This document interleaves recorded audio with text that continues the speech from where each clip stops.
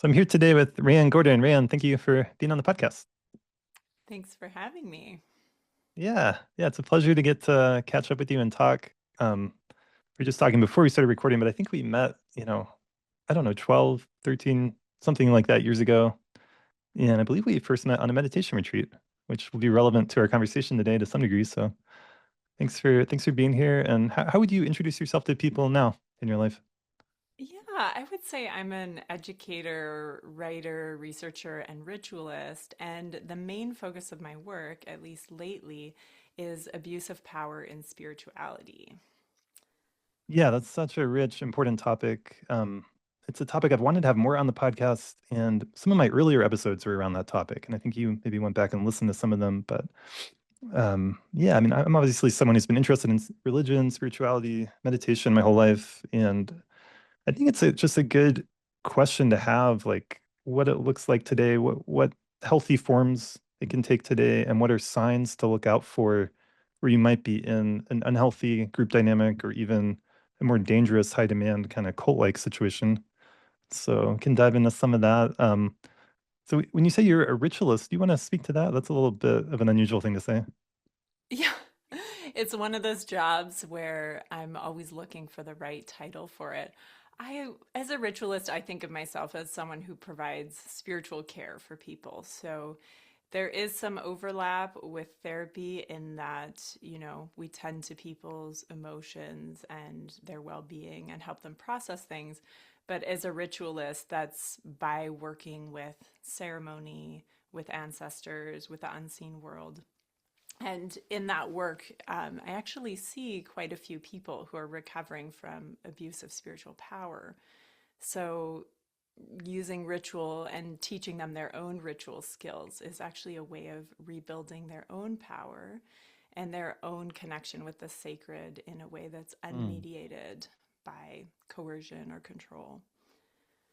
Yeah, I appreciate that. I mean, ritual is so powerful. It was a part of my training as a therapist at Naropa University. We learned a little bit about the power of ritual, and especially in the work I do today with psychedelics, like ritual is so important. I like to create a ritual with people I work with, and I really like to invite them in and their energy and to make it their own. And sometimes people will bring in, meaningful objects. We'll create a kind of sacred space together. Um, so I think it can be really powerful. Obviously some people are more open to that than others. So there's not like a right or wrong way. But I have found directly through my own work, working with people with addiction, with depression, with all kinds of issues, opening up to what, a lot of people call a higher power or um, a sense of source, or, if we could use the word God or spirit, something bigger than yourself, opening up to that possibility that the universe has this spiritual component can be such a helpful support in healing and in growth. It's almost like it can almost be like you're having this like someone on your team on your side. And so I've just seen that time and time again. So I kind of like to sometimes with people I'll like, just suggest it like an experiment. Like what if we put the logic to the side just for a moment and just open up to that possibility to support you, like almost like a tool you could use to one degree or another. And obviously everyone's different, but yeah, I mean, have you found that? Have you seen that in your life, in your work? Yeah, it's hugely supportive, and research shows that too. When people go through war and trauma and tyranny and sexual assault, having a sense of spirituality helps them recover faster. And then if we think about animism, which is the idea that, the world is animate, a tree is a spirit, the world is alive and inspirited. It's like that notion that there's people who have your back. It's not just an idea. Like your ancestors are real and they actually will help you if you ask them to help you.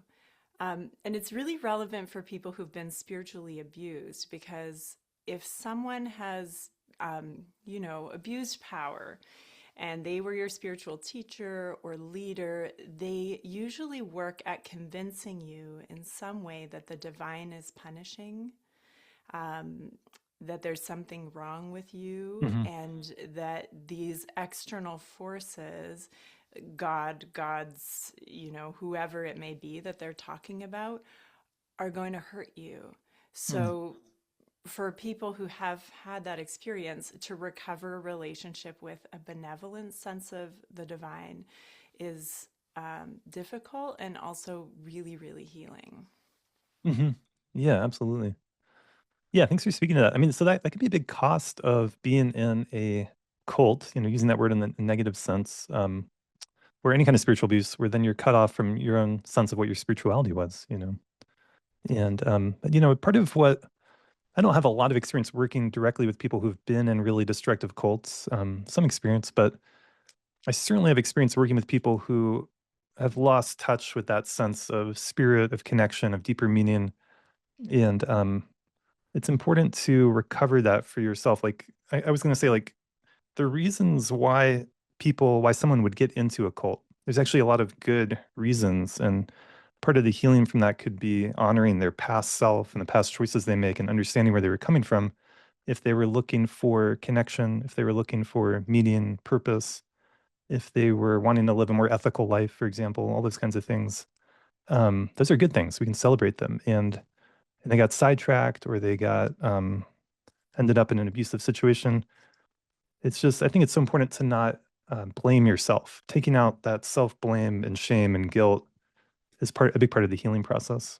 And part of that can be understanding your original motivations and reasonings and that you weren't completely insane, even though you may have ended up in an insane situation. You know what I mean? Like it's like a slippery slope. I mean, no one joins a cult on purpose, right? That's something that we say a lot in cultic studies. And it's really important because the number one myth is still, it would never happen to me. How did they not see it? And why didn't they just leave? This kind of, or there was something terribly wrong with you that you got involved. And the only thing that research shows so far that I'm aware of is that at times of transition, people are more vulnerable. So, a breakup, a move, grief, these moments. And there's nothing wrong with searching for meaning or community or spirituality or love. Like that is not a liability. It's just that cult leaders will take advantage of whatever they can. So they'll exploit anything. It's not, I always try to affirm this too. It's not that there's something flawed in the person that made them get involved. Mm. Yeah, exactly. That's important. Yeah. And so you've gone back to school to research and study this more in depth, is that right? Yeah. So becoming a researcher and educator in this area partly came from my personal experience. I've been around spirituality for about 22 years, and I've had the opportunity to see a lot of different groups and teachers and the way that people use and misuse power.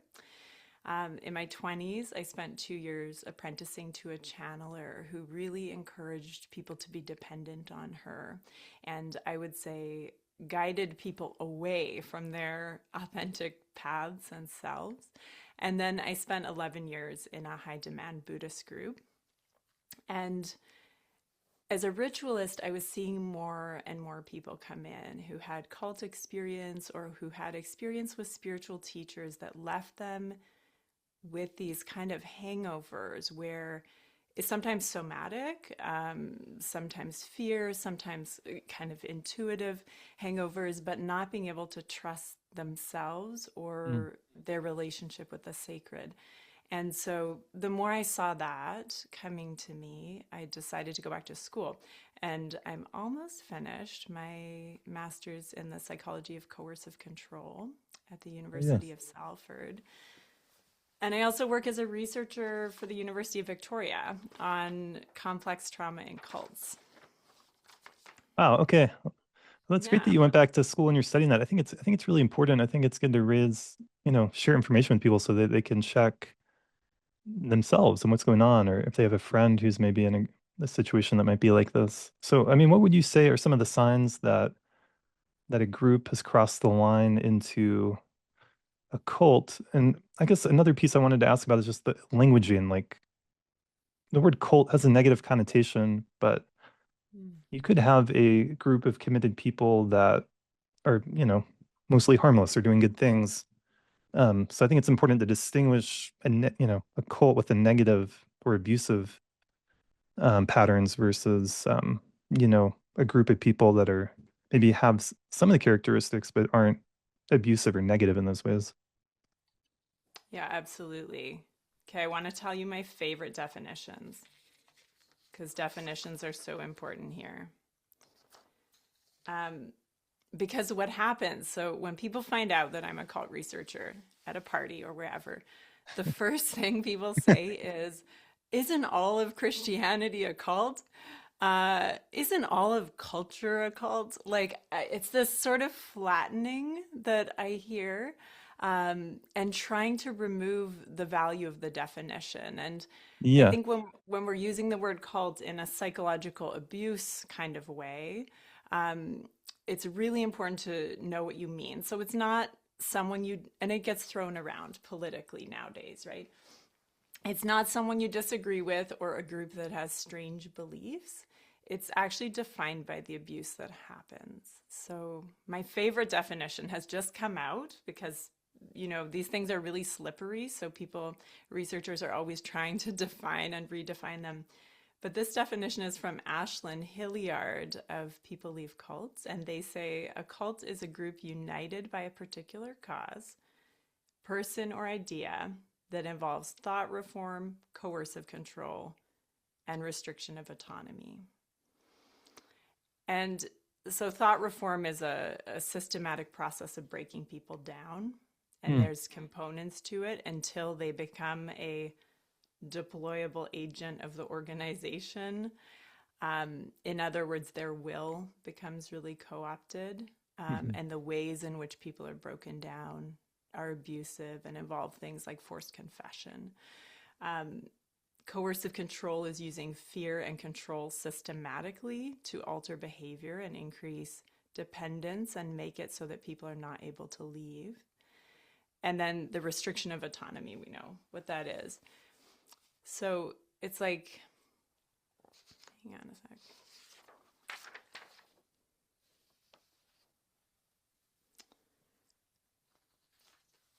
I always say that Christianity is a religion and there's many cults within it, and the same Mm. goes for Buddhism or any religion. Um, Not every spiritual group tells you who you can and can't speak to, what you're allowed to think, where you can and can't go, or that something terrible will happen to you if you leave their group or Mm. tradition. And not every spiritual group does surveillance on their members, Mm. monitoring their behavior, framing defectors as enemies, or discouraging outside perspectives, saying they're superior. These are all red flags. And when you put enough of them together, that makes a pattern that makes, well, a cult and makes it very hard for people to leave. Yeah. Yeah, that's a great definition. Yeah, and there's patterns there, control, maybe monitoring people, who they talk to. One of the things we were talking about before recording was even controlling what people read or study, like taking, the information they take in. Um, yeah, I think it's a really good point. I mean, first of all, when we say, well, isn't everything a cult or isn't Christianity a cult? Yeah, it's a flattening out. It's a kind of relativity. Because there are, and there is a lot of gray area. I mean, we are in a culture with certain norms, but I think the word consent, I'm a big fan of the word consent. And you're speaking to that, like the ability to make choices for yourself, the ability to leave if you want, the ability to think your own thoughts, the ability to do your own reading, your own research, talk to different people, make your own choices without feeling like, I think part of the cult-like dynamics that happen is if someone leaves or goes outside the fold, then they get punished for it. Maybe they're like not as much in the inner circle, perhaps, or they get people that were emotionally close to them now distance themselves, for example. Like and those kinds of group dynamics are so powerful because we're really talking about our attachment styles. Like we're forming attachments. I think a lot of abusive cults form a kind of abusive family kind of dynamic where you're attached and there's like a father figure, mother figure. There's a sense of closeness and connection and belonging. But then it's coming at this cost, potentially like a really bad cost. I mean, there's a lot of different levels here, right? what is it like Nix? What was it, Nixium? That seemed like one of the worst cults ever. But Yeah. there's so many gradations, and I think there's a lot of there's just you know there's so much fracturing in our society. There's so much so many people that feel isolated, that feel alone. There's so much confusion out there. There's so much information out there.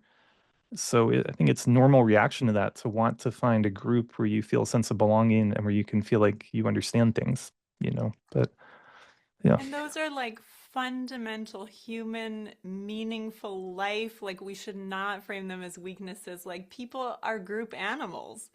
right, Absolutely. Like, we are, I would say we're spiritual animals. Like, all of that we should be free to do and practice without harm.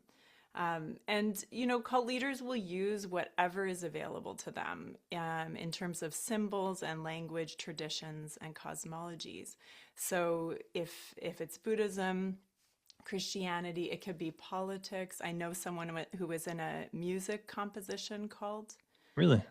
Yeah, it can be any content Mm, that you're drawn to. So sometimes the content lends itself to abuse, and we can talk about what that looks like in Buddhism. But the content creates the structure for the abuse to happen. It's not that there's always, a problem with the teachings. It's how they're used. right, right. So we just drill down on this point a little bit. Some markers of a abusive cult could be there's some kind of centralized authority that's not questionable. Like it's almost like often it's in order to belong to this group, you have to accept that this person, the leader, is the authority, right? And then that loyalty to that group or teacher is prioritized over individual well-being. If you want to leave, you're punished in some way, explicitly or implicitly. And then some way in which like any kind of critical thinking could be framed as your ego or your fear or your lack of faith or a sign that you've been corrupted or in some way, right? Instead of having like an honest conversation, it just that quality of trying to control the thought without really being honest about it. Mhm. Yeah. Yeah, and the factors of spiritual abuse are really similar. It's slightly different language. And a spiritual abuse, I think you might have a teacher, a spiritual teacher leading something, and perhaps they're not as organized as a cult is, where they perhaps have their systems more dialed, but they still do things like um, shaming, coercion, a lot of those making themselves synonymous with God or with a higher power in a way that always places them above you. Hmm. So they become, divine authority. Hmm. And then when that divine authority is hurting you or punishing you, it becomes very rupturing to people's relationship with their own spiritual lives. Yeah. Yeah, I think another piece here to name that probably a lot of people listening can relate to. I mean, I certainly can, is like we tend to be drawn to spirituality or to something like meditation or even going on a meditation retreat. We tend to be drawn to that when we are in some amount of suffering, right? I mean, the Buddhist teaching talks about suffering all the time. But there's some, you're looking for some help, some support, meaning that you're actually maybe more vulnerable. And so it's not breaking news to anyone, but cults tend to prey on people who are in those more vulnerable places, right? And it seems like there's often this component of people talk often now about love bombing. So there's often this component of when you first enter the group, you are met with a lot of love, a lot of care, a lot of support. There's a lot of people reaching out. You have this community all of a sudden that seems to really care about you. And that's the kind of hook that feels so good. And there could be truth in that. There could be value in it. But part of what makes an abusive cult is that it then leads to this kind of all the abuses that you're talking about, this kind of dependency in the sense that you can't leave or you're going to lose all of that support that you just found. Right. And it never happens overnight, it happens over so much, so many interactions and slowly and systematically. And the love bombing, like one example is when I met the channeler who I used to study with, who was a next door neighbor of mine. And I was a young spiritual person. I had no real mentors in my life. No one in our modern society was going to recognize me as someone who had a natural inclination for intensive spiritual practice. Uh, she told me that her guides, the spirits she worked with, told her to teach me everything she knew and to never charge me money. And that was hugely flattering. Like, great, I want to learn everything someone who does this work might have to teach me. Oh my goodness, I'm being recognized as an apprentice. How wonderful. Hmm. Um, but So you that's not felt that. you Oh, go felt ahead. you felt special at that time, Absolutely. right? Yeah. And, similar within a Buddhist cult and the specialness that happens in so many cultic groups and spiritually abusive groups. It's not like a one time love bomb. If you're meditating 5 or 10 or 12 hours a day, and then you're being told in between sessions of meditation how lucky you are to have encountered this work, Mm. or how special you are to be doing the real work. Psychotherapy cults might have this too. Like, you're doing the real work and it's Right. cutting edge and no one else is doing it. Um, of course, those ideas go in there, of course Yeah. they stick.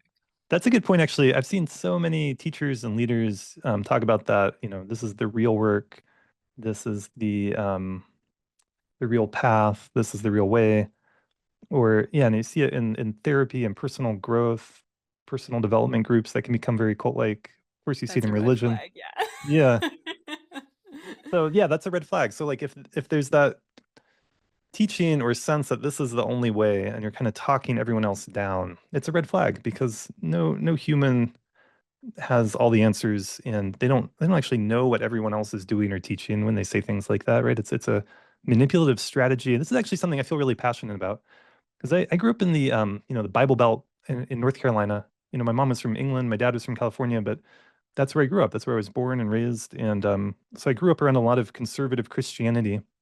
And I remember being like 5 years old and like talking to the other kids, in elementary school, and they were talking about how um, Jesus is the way, the light, the only way. And we got into this thing, and I was like, okay, well, what about everyone else who was born before Jesus? And they're like, and I just remember being like, I was literally 5 or 6 years old, and I was so disturbed, and I didn't accept this idea that there was only this one way that applied to this one group that just happened to be born in the right time and place in history. And even at that age, there were like thousands of years of human history, before he was born. And I get now that, I'm older, different Christians will explain this in different ways, but this is to me as a negative of religion, and I think the interesting thing about spirituality and religion on this point is you can interpret or explain or understand the same statement in so many different ways. So when Jesus Christ says, that he is the way, I forget the exact, I should I should know this better. I forget the exact biblical quote that's often used for that. But there's a way you could understand that means you have to join this particular church and say the right thing and have the right belief, and then you get to go to heaven when you die. But you could also have a more sophisticated understanding where, you know, Jesus as Christ was communicating this God or source energy, and maybe other people or other ways throughout time and history could be getting to that same thing. And that's not necessarily a contradiction. It can partly become a matter of semantics. And one of the things I appreciate about the Buddhist tradition, if you go back to a lot of the original teachings, for example, the Buddha, I believe in like some of the earliest scriptures talked about he was like the fifth Buddha of this age, meaning there had been four other Buddhas, meaning he wasn't the only Buddha, which I always love that. He's not the only Buddha. And then that gets expanded so much in the Mahayana and Vajrayana. There's lots of Buddhas, and we all have Buddha nature, and we can all become a Buddha. So it's not about finding like this one person who figured it out. It's like it's actually challenging you to figure it out for yourself. And that's the good part of the Buddhist tradition that I really resonate with and so Yeah, really good question to ask with any group or tradition you're involved with is, who does it benefit when something's happening? So when a teacher is saying to you, what we're doing here is unlike anywhere else. This is cutting edge. You guys are amazing. You guys are on the front lines of something. Um, who benefits? Is it the teacher or is it the student? Um, and a lot of times, cult leaders are reinforcing those things to reinforce their audience and to make sure that you keep coming back, because there is nothing that a cult leader dislikes more than having people leave. They need people to stay, and when people leave, they quickly try to replace whoever has left. Interesting. That's a really good point. Yeah, they don't want anyone to leave. We could look at it more just, cynically, like the cult leader is this abusive leader. They don't want people to leave because that takes away their power, maybe their money, how much impact they're having. I think psychologically, I imagine for a lot of cult leaders have a lot of attachment wounding, and they're looking to their group that they're creating as their kind of extended family, and they have abandonment wounds. And when someone leaves, they feel a sense they take it personally in some way. That's kind of my 2 cents. Yeah, I mean, well, they won't volunteer to be studied. So if there's someone listening to this who is a cult leader and would like to be a research subject, look me up. Because there's so much that we want to know, and usually what we do know is through the experiences of victims. Hmm. Daniel Shaw has a theory called traumatizing narcissism. I'm not sure if you've heard of that. A little bit, yeah. Yeah, that's that it's like a personality disorder that he puts more cult leader types into, and what they need to do for their own survival is to subjugate others. And it's a very deep need, and it has to do with shame in their own systems. Wow. Um, and that's something that you can also kind of track as a red flag if you're in a group over time. It's hard to see, but do you feel like you're being subjugated? Do you feel like you're being pushed down? Hmm. Even if it's rationalized in the language of the tradition, and it will be, these are teachings, this is crazy wisdom, this is good for you, whatever it is. But if an outsider looked at it, might they see subjugation there? Yeah. Interesting. Yeah, I appreciate that. Yeah, this is such a rich topic. I feel like we could probably talk about this all day. Yeah. I'm just thinking about, so in my personal experience, and thankfully, when I was younger, I never got into a really destructive cult, but I certainly got into so a couple organizations in particular that were cult-like. One of them in particular that wasn't specifically Buddhist. I think I'm going to do some podcast episodes and some other people in it, but people could look it up. It's called One Taste. It was a part of my life for a while, and it was a destructive cult in a lot of ways, and didn't fully realize it at the time, and I realized it more looking back on it. And thankfully, I never got as into it as I saw other people get sucked into it. Right? There were kind of levels there, but one of the things I've seen in my own experience with I've seen this with Buddhist teachers, Buddhist kind of cults. I've seen it in One Taste. I've seen it with other personal growth groups that have a cult-like dynamic. They'll criticize other teachings and spiritual approaches as, at least in these cases, as being as spiritual bypassing. And they're offering the real nitty-gritty spirituality, where instead of going up and out to find God or some kind of escape or some kind of spirit away from your life, you're like diving into the darkness and you're doing the real work, the shadow work, and you're getting nitty and gritty and you're going in and that was kind of their approach to the real work. And then they would put everyone else in that category of spiritual bypassing, basically, except for them, of course. And so it's like they're taking an important point. I think spiritual bypassing is a real thing. I think we should, it's certainly possible to do that. It's something we should watch out for. But then they're like using it as like a hammer to try to keep people in their group and get this sense of in-group, um, dynamics where like this is the real thing and everyone else is fooling themselves. Do you have anything to speak to on that? That's just as an example popping in my mind right now. That's a great example because they all do that, not just one taste. Like, so let me think here.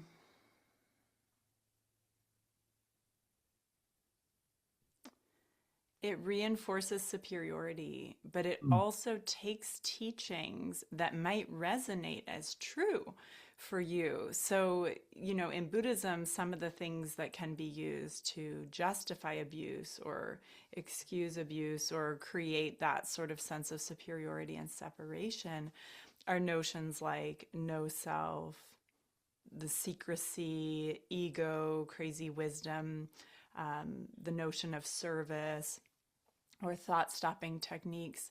And there might be truth in there, like the spiritual bypassing thing, but then they twist the teaching. And then Hmm. it's like, who does it benefit? Well, it benefits the leader of that group to Right. twist the teaching and use it. Basically, they use the teachings as like a weapon of the cult to keep you there. If you heard the same teaching in a totally different benevolent situation where, for example, the teacher had oversight and accountability structures in place, if people were free to come and go, if people were Right. not punished or coerced or anything like that, that teaching might land very differently and be used Yeah. very differently. Totally. Yeah. There's a huge difference between here's a teaching about, here's something important you can reflect and understand to help you individually, or to help the community versus using it to, yeah, judge other groups or all the negative ways of control that we're talking about. It's interesting with Buddhism. I think it's a good point that deserves to be said. Like any religion, any world religion, it's a very big thing with some kind of history. Most of them a very long history, and so you could have very abusive cults within, using that framework, using that language, using those teachings. It could happen in Buddhism, Christianity, Islam, anything, yoga, all the different Hindu groups, whatever. Um, it's interesting to reflect on the historical Buddha Shakyamuni, in his life, and maybe this is some of my own biases, and I like to kind of geek out on this stuff. Because I don't like the label Buddhist or not. Someone asked me that the other day, like, are you a Buddhist? I'm like, I don't know, but I appreciate the teachings and the philosophy a lot. And anyway, I was going to say like the historical, without idolizing him too much, but the historical figure of the Buddha, which is a myth and a legend, and it's been very who knows what the reality was, but in so many ways he did try to like live his life and present these teachings as a kind of anti-cult example, where he said, don't take what I'm saying as at face value, test it like you test gold. And there's a lot of beautiful teachings from the original sutras around use logic, use reasoning, apply them to all the teachings, including these ones, see if they make sense to you. Um, and then one thing we were talking about before we started recording last week when we were talking was, the Mahayana teachings around emptiness and how everything is impermanent, everything is empty. This is kind of classic Buddhist teachings. And then we have different practices, like different kinds of meditation, different kinds of reasoning and logic and philosophy and all kinds of different practices, some of them very shamanic, like about, they're all skillful means to help you awaken, but that they shouldn't be reified or made into this kind of ultimate thing in and of themselves. And so Buddhism, for all the faults we could find in it, does have built into the core teachings these kinds of protections against some of what we're talking about. Doesn't mean it doesn't happen. Doesn't mean that the teachings aren't perverted and abused in different ways, but if you do apply logic and reasoning, especially with emptiness and impermanence, and for example, with someone comes into a group and the leader doesn't want them to leave, that's the exact opposite of understanding impermanence. Everything's impermanent, things come and go.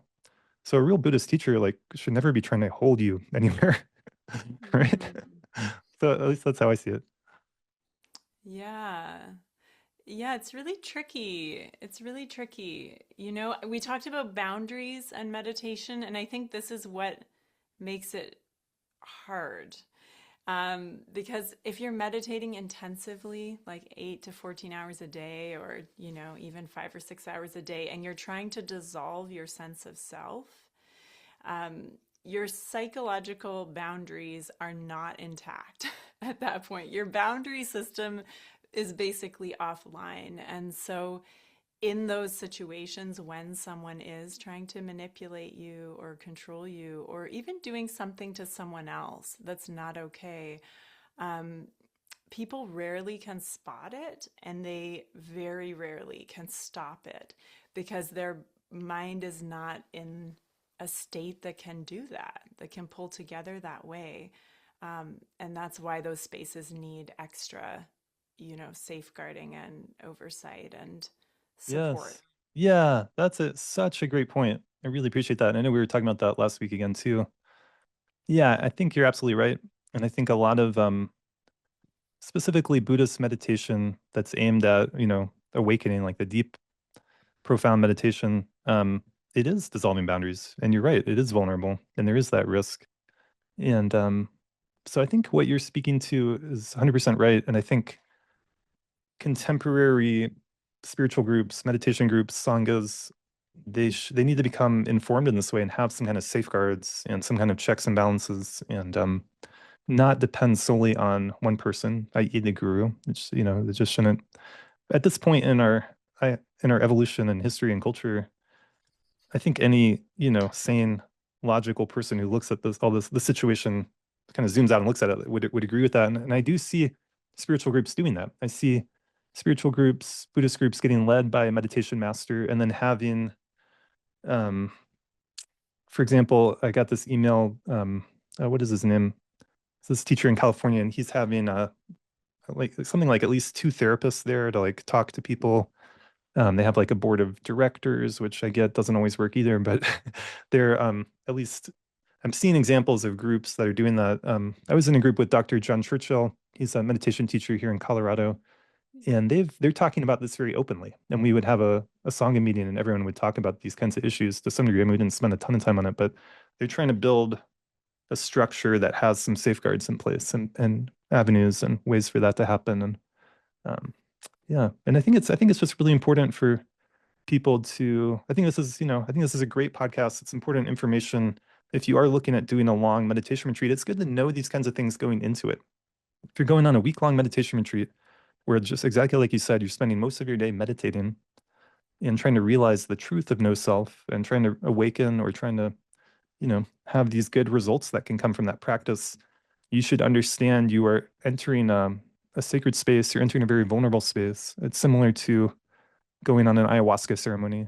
You're entering a ceremonial space. And so it's important to have this intelligent trust before you go into that space. Check it out, do your due diligence, and then maybe, I think it's just helpful to keep that in mind. I think when I was younger, people weren't talking about this. I didn't know about it. And I would go on meditation retreats and I had a lot of faith. I had a lot of devotion.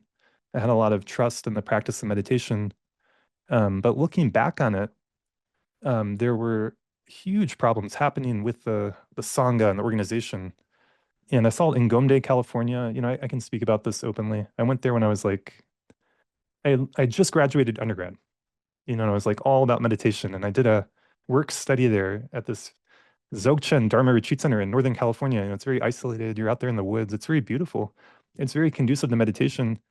But unfortunately, the adults there who were running the retreat land, like their politics and dynamics, they were having a lot of issues. There was a lot of struggles for power.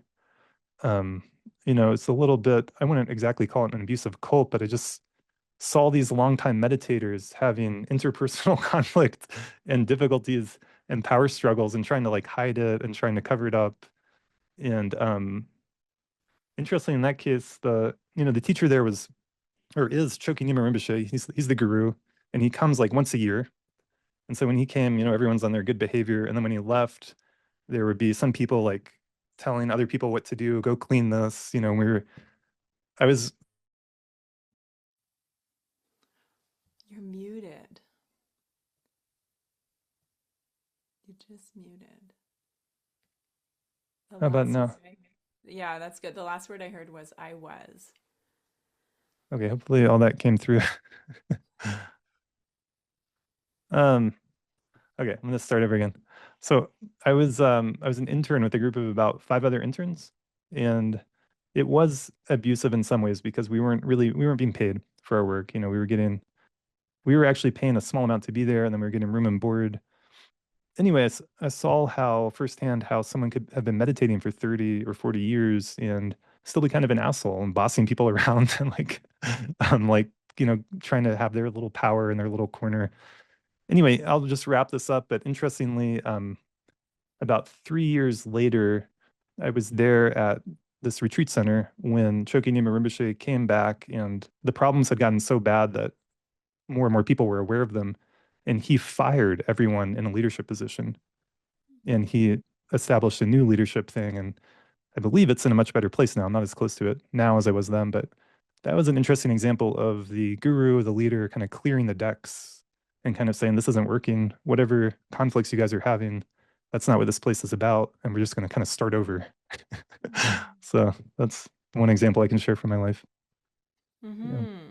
Yeah, and I wonder how it was for those people who had devoted their lives, probably had no financial stability after working in a retreat center all that time, to get fired. Yeah, So that could have affected their relationship with their spiritual paths very for sure. significantly, right? But you and I did talk about this last week that sitting on a meditation cushion, as interesting as your experiences may be, does not good relational skills make. Right. And you and I, or I certainly felt when I was a young Buddhist, I had this belief that, compassion comes from emptying your mind enough, that thoughts are the problem.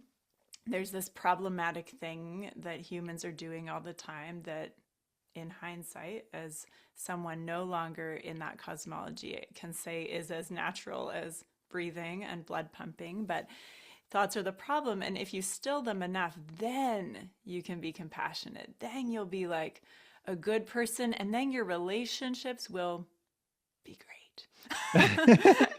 And not the case, not the case. And so in terms of safeguarding, if a spiritual teacher is really good at one thing, if they have one skill that's really strong, like maybe meditation or shamanism or something, that's why it's good to have safeguarding around them, places where people can report an ethical issue if something happens, because they didn't probably develop their interpersonal skills and their other skills as well That's because right. of just the Yeah. sheer amount of time that they spent sitting alone. Um, yeah. And we've seen countless examples where those state experiences, right, of interconnection, even of compassion, of non duality, do not make necessarily kind or ethical leaders. That's right. Yeah. Yeah. So I just want to check. I got muted earlier, but you were able to hear me until then, and then you stopped hearing me for a moment. Yeah, you were only muted till I said you were muted, so that was like a short chunk. Okay, interesting. Yeah. Yeah, so I think this is a super important point. You could become very skilled at yoga, or in this case, we're talking about meditation. I'm sure it's true for any spiritual practice. Centering prayer, different kinds of prayer. I think it'd be true for different kinds of shamanism and ceremonial work. You could become very practiced and skilled in this area. It doesn't mean that you are great at relationships, great at communication, great at leadership, great at running an organization like a retreat center. It doesn't mean that you are, yeah, it's a bit of part of what you're describing is putting all your eggs in one basket. And I did that earlier in my life, put all my eggs in the meditation basket. And maybe that's a real shadow side of the Buddhist tradition where there's so much emphasis on personal meditation and spiritual practice to get to some goal or attainment. Even Zen does a good job of talking about, the pathless path and it's here right now and everything's empty. And yet the actual practice is so many hours of silent sitting without moving.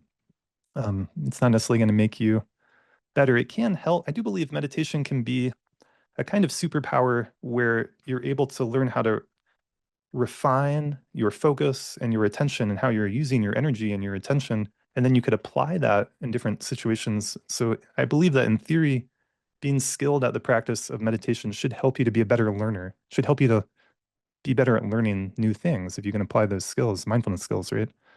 But it's still a matter of having the humility to recognize there's so many different areas. Obviously, no one thinks that if you meditate all day, you're going to become a great astrophysicist. That would require special training, right? And learning and math and science. It's not going to Yeah. happen just through sitting there. Yeah. There's something I wanted to say about that, Julian, but I can't remember what it is. Hang on a second.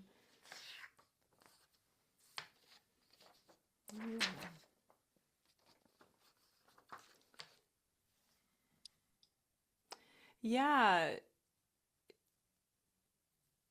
it's that again, who benefits? And if you think that this one path will take care of all your needs and you can put all your eggs in that basket, then the teacher usually benefits from the increased energy and attention, Mhm. money, rather than you going to a few different trainings or retreats. The more focus on them. And often cult leaders will sort of be a this is all you need.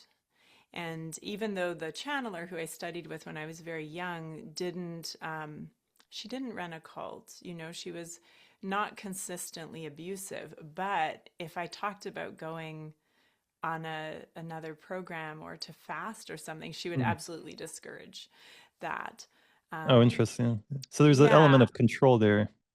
absolutely. Yeah. Yeah. And all your eggs are here. All the gems are here. Why would you look anywhere else? Because there's this richness here.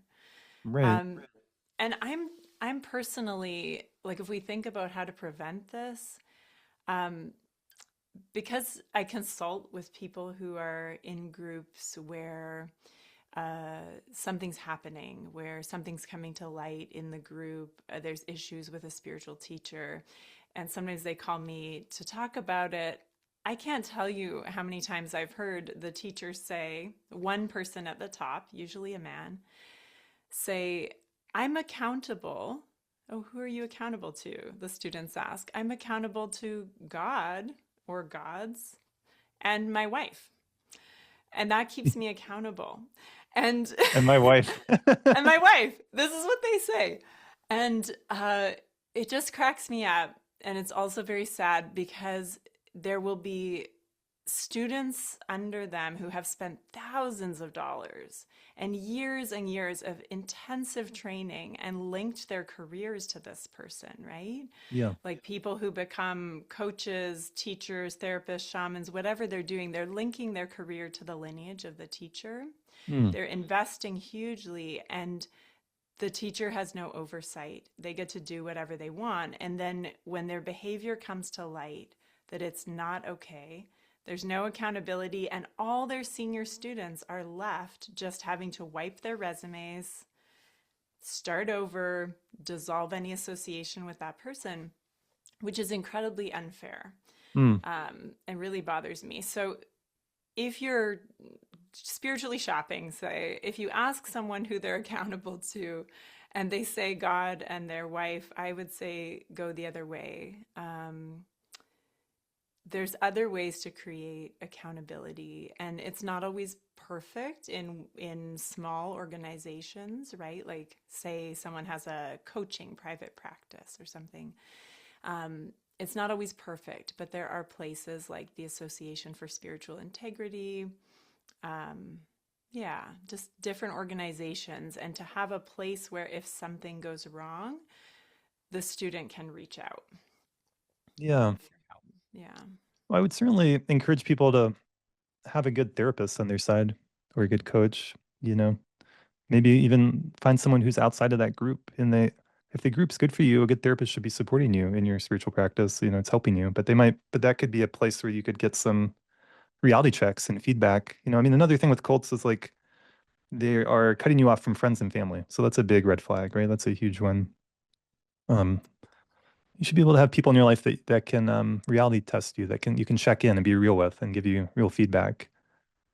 Yeah, And and secrecy makes that hard if there's an element of secrecy in the group. So I remember going to a print shop to get a sacred text printed that was like secret, top secret text. And I have felt so much fear in my body that the people working at the print shop would see mm, something in the text. And of course, they really did not care. And I'm sure they were not reading it or interested at all.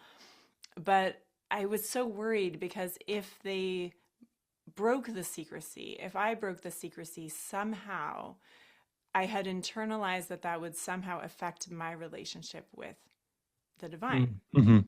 and with the Yeah, tradition. And when there is heavy secrecy like that, people will not discuss as much with their therapists.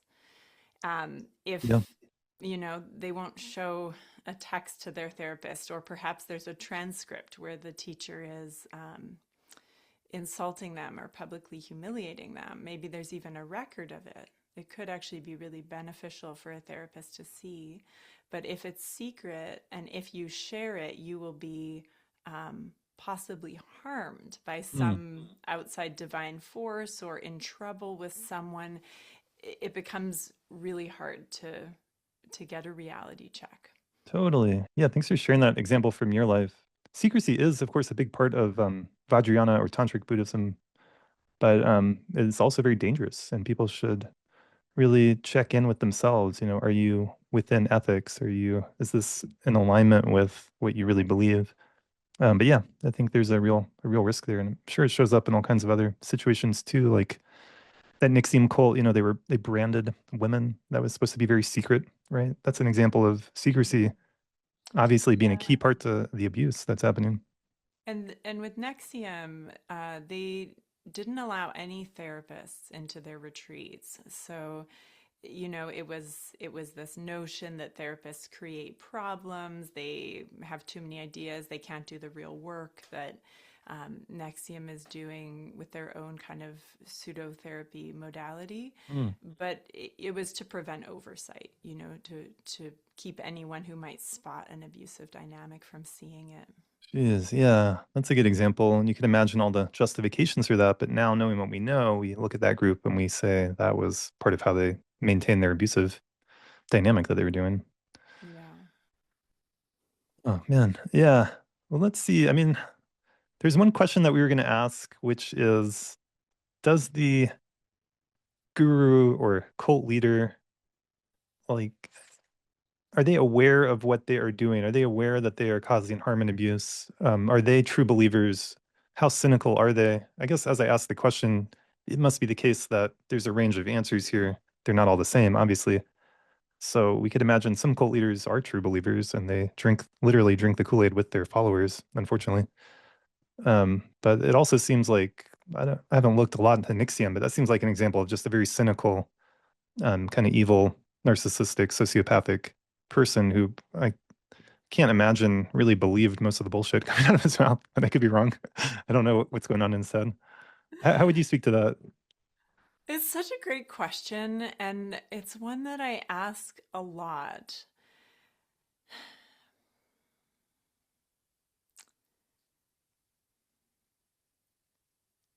I'm not sure if so sometimes I think a cult leader is someone who has committed to the bit 110%. They're never going to show you if they know that it's not real what they're saying. There's other cases where it's shocking how much they believe it. And one of those cases that I still think about all the time is a cult leader in the UK. It was a small Maoist cult, really horrific, Hmm. like keeping people captive, horrific. And when it was all over, like he was in court, he's clearly going to go to jail.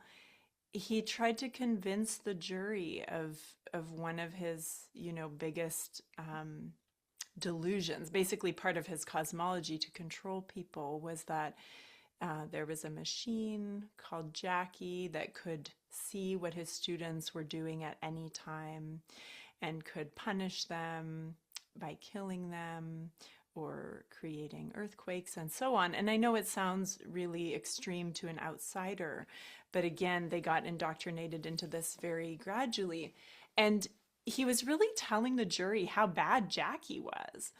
And I was thinking, but you invented Jackie. So in his case, I think he Huh. really believed it.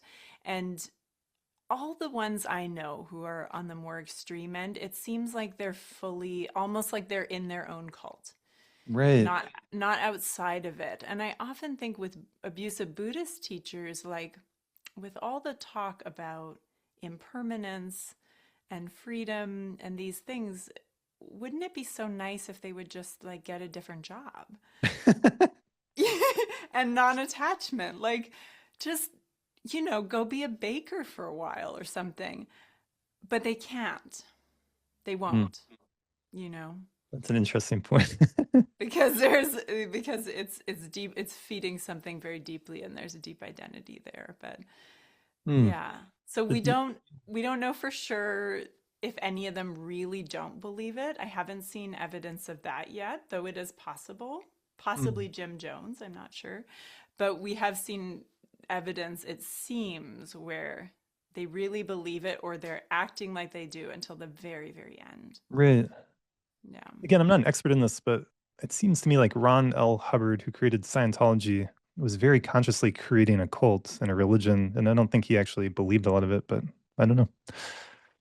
Yeah, that's a great question, and I'd love to know from Scientology people if by the end of his life he believed it or not. Because yeah, it did sound at the beginning like it was very consciously manipulative and Okay. creative. Well, let's Yeah. see. I kind of want to ask you, I mean, if you want to speak to it a little bit, you were in this Buddhist group, you've done a lot of meditation. You're speaking to the danger of long retreats, 10 more hours a day meditating. And in the meditation practice, thought is kind of the enemy, or it's not good, or you're not trusting your thoughts, or you're trying to get to a place of no thought, of letting the thoughts subside. I mean, did you see anything you want to share about that, like the negative or shadow sides of that in yourself? Yeah. And I think every situation where spiritual abuse is happening, there's also good things. So I just want to acknowledge that it's like horrible things happen and also benefits can happen. Like you were talking about the benefits of meditation that might happen for some Hmm. people. And I certainly experienced some benefits from meditation. Um, but yeah, the shadow side is if you practice stopping your thoughts and get really really good at that and develop a very refined relationship to your own thinking, I would say, as people who practice meditation. I practiced 2 hours a day for many years plus Oh. long retreats, right? um, what can happen is it can be hard to just think, to just allow the organic process of thinking without shame. And so there can be a pushing away, I think, of what I consider now like fundamental humanity, which Hmm. is uncontrolled thought. And of course, it depends on how you were taught and how your teacher framed it. But for me, what happened is I was an artist before. I had been to dance school, I was a choreographer. And then the more intensely I meditated and also experienced some abuse in that situation, my creativity just was vanishing. Hmm. And when I started trying to re engage it again, I couldn't follow a thought. And so I remember trying to sew on a piece of fabric, hand stitch, and where does the next stitch go? Like right or left, and I would be utterly paralyzed. And I've heard this from other people recovering from meditation cults that the amount of doubt that takes over you if you're used to not following impulse because you're teaching yourself Hmm. to um, push down impulse on the cushion, and you're teaching yourself kind of to distrust those thoughts, like, just let them go, don't act on them. They're not really the important thing here, they're deprioritized. uh, when you do something like making art or following through on something, it actually takes a lot of thoughts. So decisions and thoughts, right? Like Right. turn left or right, blue or red fabric. And I found that was like a big part of my recovery was one, practicing thinking again, just Hmm. letting my mind go without like watching it or noticing that I was thinking or making a big deal about thinking.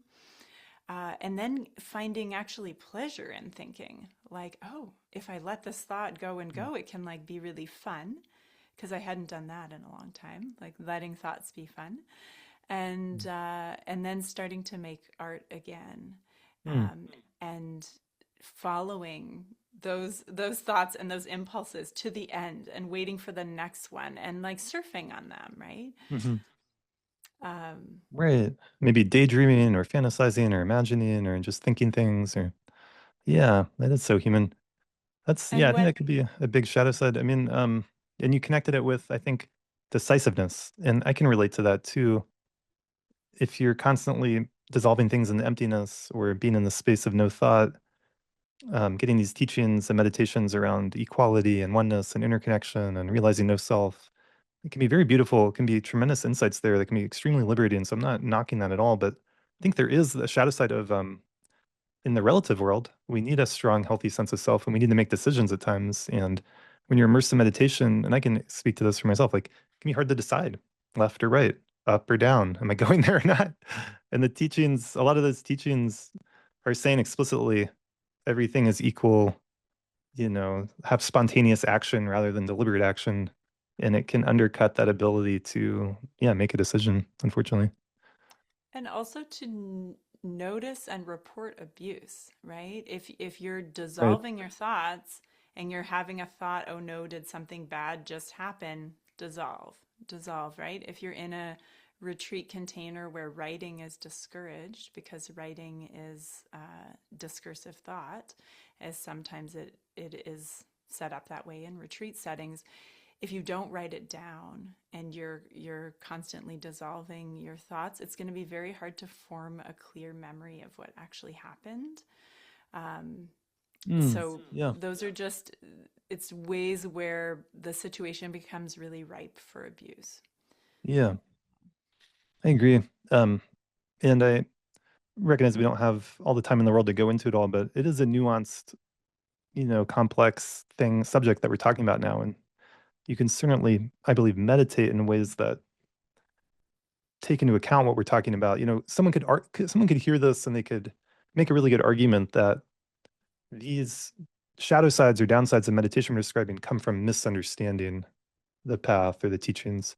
Um, but it's important to like wrestle with these, actually think them. And I've made a distinction for myself and people I work with between, just going through life and random thoughts pop up.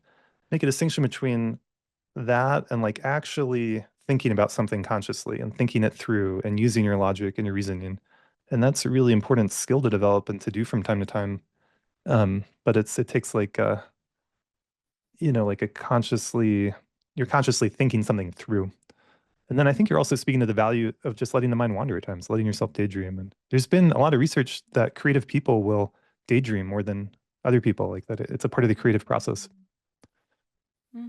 And that, what does it say about you if there's something wrong with this part of you that naturally daydreams or wanders or these spontaneous thoughts that come into your mind? It's like then there can be something very fundamentally wrong with you. But what if there's not? You know? What if that's just being alive? And so as Mm, if someone wants to meditate and still engage that path, um, I just invite considering that, like how do you relate to your thoughts? Are they mhm. problems? Are they bad? Are they okay? What kind of technique do you use in terms of thoughts? And I know that a lot of techniques teach that you should have loving kindness toward them, but also, push them away. There's different ways. And I think it's really important that the practitioner choose. Um, Yeah, yeah, I like that. It brings to mind a quote that I love, which is the mind makes a terrible master, but a wonderful servant, that we should be able to use our thinking. We should be able to engage in it. But this is good. These are really good questions.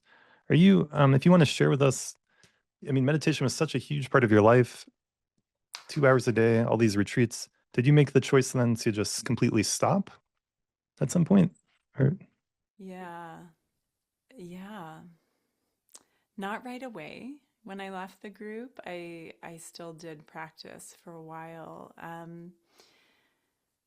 I did stop, and this is quite typical of people who've experienced spiritual abuse, and the abuse becomes paired to the technique. And I remember you mentioned One Taste. I remember in the One Taste documentary on Netflix, one of the former members said that orgasm became synonymous with Nicole, hmm, right? And that can happen where meditation can become synonymous with the teacher or with that's right. abuse. Yeah.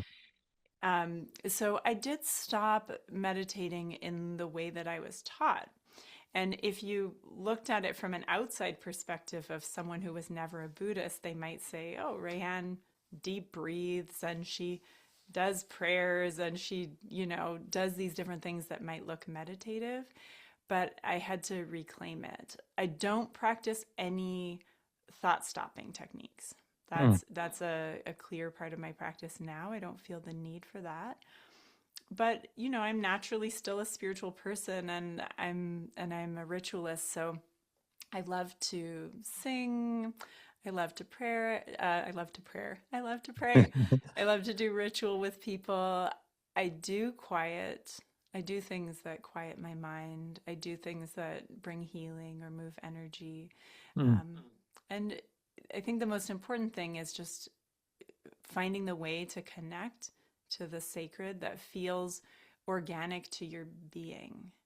And it's really common that these exotic traditions, or even talking about cults, they have so much magnetism around them. They look really cool. They say they're really cool. They are going to solve your problems. They got the answer.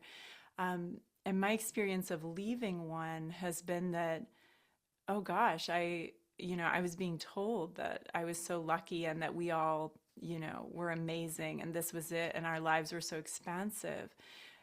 But actually it was very compressed. And when Hmm. I left, I felt like, oh, this is expansive, This Hmm. is being able to choose what rituals I do, how I relate with the sacred, that there's no external pressure of what makes me a good or bad practitioner on me.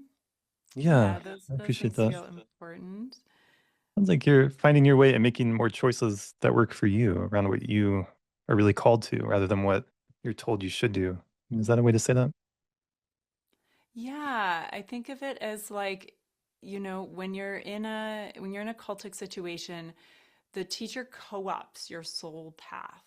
They will tell you that your soul path is them, and it will benefit them if you work for the organization, if you give them free labor, if you do all the things, right? Hmm.